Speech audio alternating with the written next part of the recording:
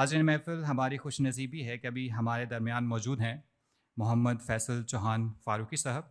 आप एक एंटरप्रेन्योर हैं और उसके साथ साथ आप फ़ाउंडर हैं Pakistan leading recruitment website bright spire के, और आप सीईओ हैं कॉजिलेंट सॉल्यूशंस के, और आप मल्टी नेशनल कंपनीज़ को AI based digital solutions provide करते हैं। आप आज हमारी इस कॉन्फ्रेंस में एक डिफरेंट टॉपिक पे बात करेंगे जो कि आज की बहुत बड़ी ज़रूरत है, और हमने आपसे ख़ुसूसी इल्तजा की थी कि प्लीज़ आप तशरीफ़ लाइएगा। आप आज बात करेंगे आर्टिफिशियल इंटेलिजेंस का रोज़मर्रा ज़िंदगी में ज़रूरी इस्तेमाल, और ये आज की एक बहुत बड़ी ज़रूरत है। सर, मैं आपसे दरख्वास्त करूँगा जनाब मोहम्मद फ़ैसल चौहान फ़ारूकी साहब, प्लीज़ डाइस पर तशरीफ़ लाइए और आप बात करेंगे आर्टिफिशियल इंटेलिजेंस का आज की ज़िंदगी में इस्तेमाल। औज़ुबिल्लाहि मिनश्शैतानिर्रजीम बिस्मिल्लाहिर्रहमानिर्रहीम। आप हज़रात का बहुत शुक्रिया, आपने टाइम दिया कि हम भी कुछ चीज़ों पे बात कर सकें जिसका इस्लाम से भी ताल्लुक़ है और आज की मॉडर्न ज़िंदगी से भी ताल्लुक़ है। तो दहानत को समझने के लिए हमें इंसान की तख्लीक को समझना होगा।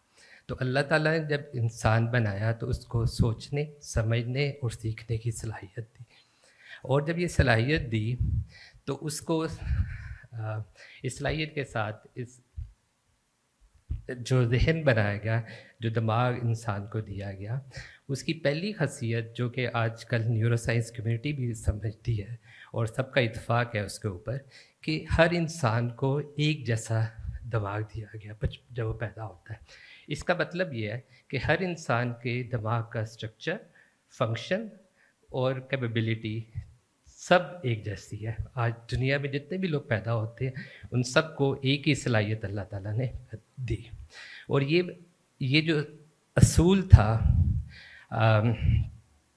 और ये अल्लाह ताला ने इंसान की तख्लीक के वक़्त पैदा किया कि हर इंसान को एक ही सलाहियत दी गई। और न्यूरो साइंस कम्युनिटी भी इस पे आज सारी न्यूरो साइंस कम्युनिटी भी इस पे यकीन रखती है कि हर इंसान की सलाहियत एक जैसी है। किसी भी दो इंसान के दिमाग में पैदा होते हुए कोई फ़र्क नहीं है, फंक्शन भी वही है, स्ट्रक्चर भी वही है, और जब इंसान बड़ा होता है तो उसके मुताबिक जब अपने दिमाग को इस्तेमाल करता है तो उसके मुताबिक उसकी सलाहियत में इजाफा होता रहता है। जो दूसरा, और इसका हमें कुरान पाक से भी बहुत सी जगहों से रेफरेंस मिलता है। जब अल्लाह ताला उन लोगों की बात करता है जो कि मुनाफिक है या जिन लोगों को हिदायत नहीं मिलती, तो कभी भी नहीं ये कहा गया कि उनको एक डिफरेंट दिमाग दिया गया या उनकी दिमाग की सलाहियत एक डिफरेंट पैदा की गई, बल्कि हर इंसान की एक ही सलाहियत पैदा की गई। हमें वो सूरह बकरा से मिलता है कि जब कहा गया कि मुनाफिकीन के बारे में कहा गया तो उन्हें सुम्मुम बुकमुन उम्युन कहा गया कि वो सुन नहीं सकते, बोल नहीं सकते और देख नहीं सकते। इसी तरह सूरह अराफ में जाएं तब दोबारा यही कहा गया कि उनकी दिमाग की हैसियत तो वही थी, लेकिन उनकी सोचने, उनकी समझने और सुनने की सलाहियत उनकी डिफरेंट थी। इसी तरह जब हम थोड़ा सा आगे चलें, जो मैं शुरू करना चाहूँगा अपने टॉपिक का, वो है कि दूसरी जो चीज़ न्यूरो साइंस आजकल जिस पे कहती है कि वो इंसान के समझने, सीखने की सलाहियत सारी ज़िंदगी उसकी चलती रहती है, कभी भी उसमें एक स्टेगनेंट नहीं आती, ख़त्म नहीं होती। उसको एक सिंपल प्रिंसिपल कहा जाता है न्यूरोप्लास्टिसिटी, कि आप ज़िंदगी के किसी भी हिस्से में कोई भी चीज़ कभी भी सीख सकते हैं, समझ सकते हैं। इसके हमें बहुत सी एग्जांपल्स मिलती है अपनी रियल लाइफ में भी, कि हमने देखा है बहुत से लोग 50 साल की उम्र में भी हिफ़्ज़ कर लेते हैं। बल्कि एक साहब को मैं जानता हूँ, वो 70 साल की उम्र में उन्होंने थाई लैंग्वेज सीखी और 70 साल की उम्र में कुरान पाक का तर्जुमा किया। तो अल्लाह ताला जो दिमाग दिया उसमें सीखने, समझने, सलाहियत पूरी दुनिया रहती है, और ये कांस्टेंट नहीं है और ये बदलता रहता है सारी ज़िंदगी के साथ, सीखने के साथ। जो तीसरी जो अल्लाह ताला ने सलाहियत दी इंसानी दिमाग में, वो ये थी कि जो इंसानी दिमाग है, जो इंसान के जिस्म के सारे हिस्से हैं, वो उम्र के साथ उनकी परफॉर्मेंस डिग्रेड होती रहती है। आपके दिल की परफॉर्मेंस डिग्रेड हो जाती है, आपके बाजू, टांगें, सारी चीज़ों की परफॉर्मेंस डिग्रेड हो जाती है। लेकिन अगर आपके दिमाग को सही इस्तेमाल करें तो दिमाग अपनी परफॉर्मेंस की कैपेबिलिटी सारी ज़िंदगी उसको मेंटेन रखता है। तो ये भी अल्लाह ताला की एक बहुत बड़ी दीन है। इसी वजह से हमें हदीस मिलती है कि इल्म हासिल करो पैदा होने से लेके لحد تک. اسی لیے کیونکہ اللہ تعالیٰ نے یہ کیپیبلٹی بنائی ہے کہ دماغ کو آپ اس کی پرفارمنس، اسپیڈ، ایکوریسی مینٹین کر سکتے ہیں اگر آپ اس کو صحیح طریقے سے استعمال کریں اور صحیح فریم ورک بنائیں. تو اس کی ہمیں بہت سی اگزامپل ملتی ہیں اسلامی ہسٹری سے ذہانت کی. تو ہم 25ویں ہجری سے شروع کرتے ہیں. حضرت عثمان جب خلیفہ بنتے ہیں ان کے سامنے ایک بہت بڑا مسئلہ پیدا ہوتا ہے کہ قرآن پاک کو مختلف طرح سے لکھا جاتا ہے اور مختلف طرح سے بولا جاتا ہے. چاہے اس کی میں اگزامپل آپ کو عربی میں دینا مشکل ہوگا. آسان سے بتا دوں، پہلے لوگ شیڈول بولا کرتے تھے. 2000 سے پہلے جائیں تو ہر جگہ شیڈول بولا جاتا تھا. اب ہر کوئی اسکیجول لفظ بولتا ہے. اسی طرح کلر کو اگر اسپیلنگ کریں تو لوگ ڈفرینٹ طرح سے کلر کے اسپیلنگ لکھتے ہیں. تو جب حضرت عثمان کے سامنے یہ مسئلہ آیا تو انہوں نے اپنی ذہانت کو استعمال کرتے ہوئے انہوں نے کہا کہ جو قرآن پاک کو جب بھی لکھا جائے گا اور پڑھا جائے گا وہ قریشی طریقے سے لکھا بھی جائے گا اور پڑھا جائے گا. تو کہنے کا مطلب ہے ہمیں ذہانت کا جو استعمال ہے، جب بھی کوئی بڑا مسئلہ آتا ہے تو ہمیں اگر ہمارا فریم ورک صحیح ہوگا تو ہم مشکل وقت میں صحیح فیصلے کر لیں گے. اور اس کا اگر حضرت عثمان غنی اس وقت صحیح فیصلہ نہ کرتے تو اس وقت قرآن پاک مختلف طرح سے لکھا جا رہا ہوتا ہے اور مختلف طرح سے پڑھا جا رہا ہوتا ہے، جس کے بہت زیادہ مسئلے پیدا ہوتے اور ساری دنیا کے سامنے ایک ایگزامپل سیٹ نہ ہو سکتی. تو یہ انہوں نے اس وقت مسئلہ حل کر دیا اپنی ذہانت سے.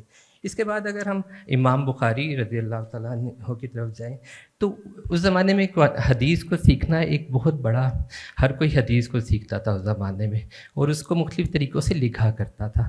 تو اس کا نتیجہ یہ ہوا کہ ایک ہی حدیث کو ہزاروں طرح سے یا سووں طرح سے لکھا جا رہا تھا. جیسے باقی لوگوں نے کہا کہ ایک استاد ہے وہ حدیث بیان کر رہا ہے اور سامنے 100 لوگ ہیں جو کہ اس حدیث کو سن رہے ہیں اور لکھ رہے ہیں.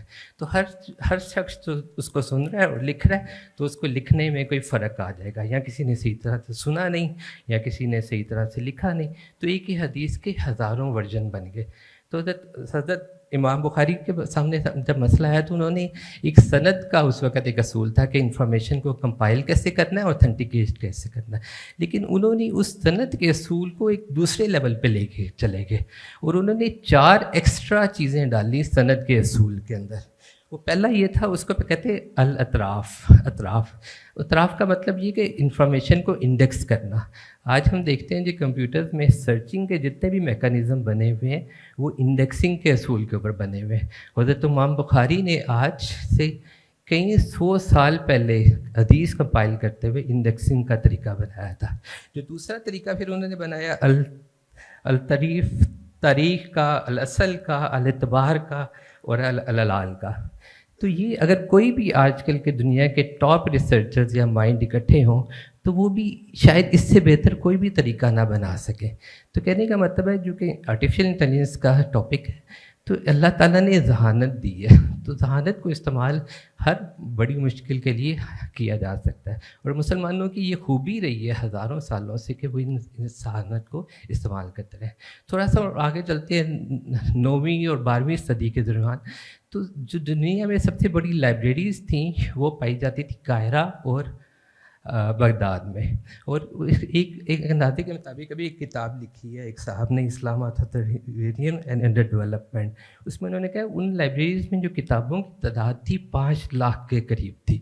اسی زمانے میں جو یورپ میں لائبریریز تھیں وہاں پہ جو کتابوں کی تعداد تھی مشکل سے 500 سے 600 کے درمیان تھی ایک لائبریری میں. تو سمجھنے کتنا زیادہ فرق تھا اس علم پہ جو کہ مسلم دنیا میں پایا جاتا تھا اور جو کہ نان مسلم دنیا میں پایا جاتا تھا. پھر جب جس دنیا میں علم زیادہ ہو تو لوگ کیا کہتے ہیں علم اس دنیا سے دوسری دنیا میں ٹرانسفر ہوتا ہے. تو یہی حال تھا، جو علم مسلم دنیا میں پایا جاتا تھا باقاعدہ انگریزوں نے کیا کیا یا کافرز نے کیا کیا، انہوں نے اٹلی میں کچھ ٹرانسلیشن انسٹیٹیوٹس بنائے جن کا کام صرف یہ تھا کہ وہ مسلمانوں کی کتابوں کو ٹرانسلیٹ کرتے تھے تاکہ وہ اس علم سے فائدہ اٹھا سکیں اور ترقی کر سکیں. اس کی بہت سی ایگزامپل ہیں لیکن میں صرف 2 ایگزامپل دے سکتا ہوں. کہ ایک کتاب ہے محمد ابن زکریا رضی کی جو کہ کتاب الحوین کتاب ہے، کہ جو کہ میڈیکل کی ٹیکسٹ بک تھی اور وہ 16ویں صدی تک پورے یورپ میں پڑھائی جاتی رہی. تو جو ٹیکسٹ بکس मुसलमानों ने लिखी, उनको ऐसे टेक्स्ट बुक वो किताब होती है जिसमें सबसे ज़्यादा कंप्रीहेंसिव हो, सबसे ज़्यादा बेहतर तरीके से लिखी हो और जो सबसे ज़्यादा चीज़ों को कवर कर रही हो। तो मुसलमानों की किताबों को एज ए टेक्स्ट बुक पढ़ाया जाता रहा मगरिब में, और ये सिलसिला 700 साल तक जारी रहा कि तिब में जो किताब थी वो मुसलमानों की लिखी हुई किताब पढ़ाई जाती रही। इसी तरह हज़रत इब्न सीना की एक किताब थी कानून फ़ी अल तिब, वो भी एज ए टेक्स्ट बुक 700 साल तक पढ़ाई जाती रही। तो जो इंटेलिजेंस है ये तो मुसलमानों का एक था कि बिल्ट इन थी कि मुसलमान तो इसमें खसूसियत रखते थे कि वो के ज़हीन होते थे, और जब मुश्किल वक्त होता था तो वो उसको मुश्किल वक्त में अपनी जहानत से चीज़ों को सॉल्व कर लेते थे और इल्म के लिए टाइम स्पेंड करते थे, मकसद होता था, और अपना सारी ज़िंदगी उसमें स्पेंड कर सकते थे ताकि नया इल्म हासिल कर सके और दुनिया को पहुंचा सके। फिर उसके बाद अगर हम आगे चलें तो आज के टॉपिक की तरफ चलते हैं कि आर्टिफिशियल इंटेलिजेंस को इस्तेमाल किस तरह करना है। तो मुसलमानों ने सिर्फ उसको इस्तेमाल तो नहीं करना, उसको डेवलप भी करना है, क्योंकि ये हमारी हिस्ट्री रही। जब भी कोई मुश्किल वक्त आता था तो मुसलमान सिर्फ उसके यूजर्स नहीं होते थे, उसको बनाने में, तख्लीक करने में भी उनका उतना ही किरदार रहा था, जो कि हमारे यहाँ काफ़ी पीछे रह गया है। उसकी एक वजह आर्टिफिशियल इंटेलिजेंस का टॉपिक है, तो पता नहीं आप लोगों में किसी ने ये 10वीं की कोई मैथमेटिक्स की किताब अगर आप लोगों ने कभी देखी हो, आजकल किसी ने, आप लोगों का तालीम से ताल्लुक़ है, अगर आप उस किताब को देखें तो आपको पता चल जाएगा कि उसकी क्वालिटी कितनी पुअर है,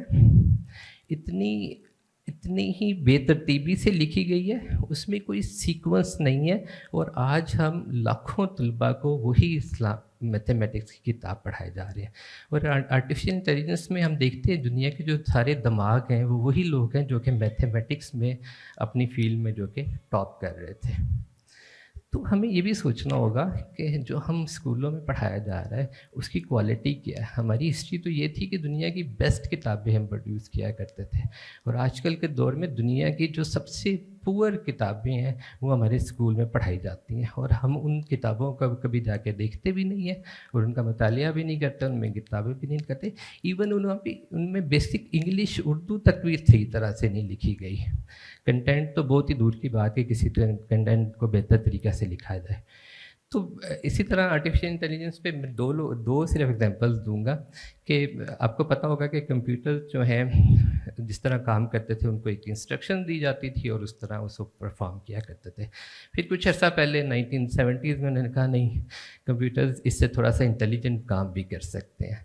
तो एक जो बड़ा सिंपल सा तरीका ये जो पहला यूज़ हुआ वो ये था कि इस कमरे में अगर मैंने काउंट करना है कि कौन कौन सी चीज़ें हैं, अगर कंप्यूटर को एक इमेज दें तो वो बता सकता है इसमें चेयर्स हैं, लोग बैठे हुए हैं, कैमरास हैं, लाइट्स हैं। तो सारी मीन्स एक इमेज रिकग्निशन हो सकती है कि वो इमेज को फिगर आउट कर सकता है इसमें क्या क्या चीज़ें हैं। तो उन्होंने कहा अच्छा कि इमेज है तो वीडियो भी तो एक इमेज होती है जो सीक्वेंसेस से बनती है, तो क्यों नहीं हम वीडियोस के अंदर भी सारे इमेजेस को अंडरस्टैंड कर लें। अगर उन्होंने कहा चलो वीडियोस के अंदर इमेजेस को अंडरस्टैंड कर सकते हैं तो क्यों ना इसको कार के ऊपर लगा दिया जाए इस कैमरा को। जब वो कार फिगर आउट कर सकती है कि उससे दूसरी कार कितने फासले पे है या सड़क कहाँ पे ख़त्म हो रही है, तो सिंपल क्या हो सकता है कि एक गाड़ी खुद ही चल सकती है। ठीक है, तो वही मैं आपको बता रहा हूँ, एक सिंपल एग्जांपल थी कि अगर एक कंप्यूटर अंडरस्टैंड कर सकता है कि इमेज के अंदर क्या क्या चीज़ें हैं, तो उसी को इस्तेमाल करके आप एक पूरी की पूरी नई टेक्नोलॉजी, नई इंडस्ट्री बना सकते हैं कि कार खुद ब खुद कैसे चल सकती है। और ये सारा का सारा काम किसी ने सोचा कि एक इमेज है, वहाँ से मैं वीडियो से अंडरस्टैंड कर सकता हूँ। और फिर दूसरा जो काम कर सकते हैं कि वो ये कर सकते हैं कि हम डिस्टेंस फिगर आउट कर सकते हैं, अगली कार दूसरी कार से कितने फासले पे है। जब मुझे ये पता चल जाएगा तो मुझे ये पता चल जाएगा कार ने अपनी स्पीड कब कम करनी है, कब ज़्यादा करनी है। तो कहने का मतलब है सिर्फ एक चीज़ से कि इमेज को फिगर आउट किया कि इमेज कौन सा है, उससे पूरी की पूरी एक नई इंडस्ट्री बन गई। इसी तरह जितने भी आर्टिफिशियल इंटेलिजेंस के जो माइंड हैं, they are very good in mathematics. तो वही मैंने एग्जांपल दी कि हमारी किताबें इतनी पुअर हैं कि वो माइंड ही पैदा नहीं कर सकती। तो मुसलमानों को एक बहुत एफर्ट की ज़रूरत है। अभी उन्होंने कहा तालीम इज़ नॉट जस्ट लाइक जिस तरह चल रही उसी तरह चलती रहेगी, उसमें चेंजेस आती रहती हैं। तो इसको हमें पूरे निज़ाम को चेंज करने की ज़रूरत है अगर हमने इस आर्टिफिशियल इंटेलिजेंस को समझना है। और हमने सिर्फ इसको इस्तेमाल नहीं करना, क्योंकि मुसलमान का उसकी एक खसूसियत है कि वो लाइक है, वो इंटेलिजेंस को यूज़ करेगा जिस भी फॉर्म में उसको मिलेगी। और इसका किसी से भी पूछ लें, आपको हटना, पीछे नहीं हटना, आगे चलना है।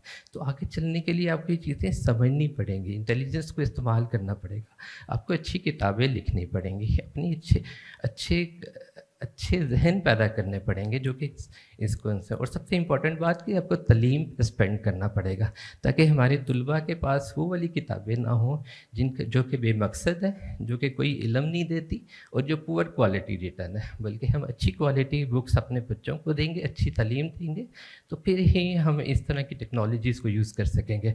और बहुत से लोग सवाल करते हैं आर्टिफिशियल इंटेलिजेंस यूज़ करनी चाहिए कि नहीं करनी चाहिए। क्यों नहीं करनी चाहिए? मुसलमान का फरीज़ा है कि वो जहानत को इस्तेमाल करे, हर जगह जहानत को इस्तेमाल करे, जिस तरह उसको मिलती है उसको जहानत को इस्तेमाल करे, ना सिर्फ इस्तेमाल करे बल्कि उसको डेवलप करने में भी अपना किरदार अदा करे।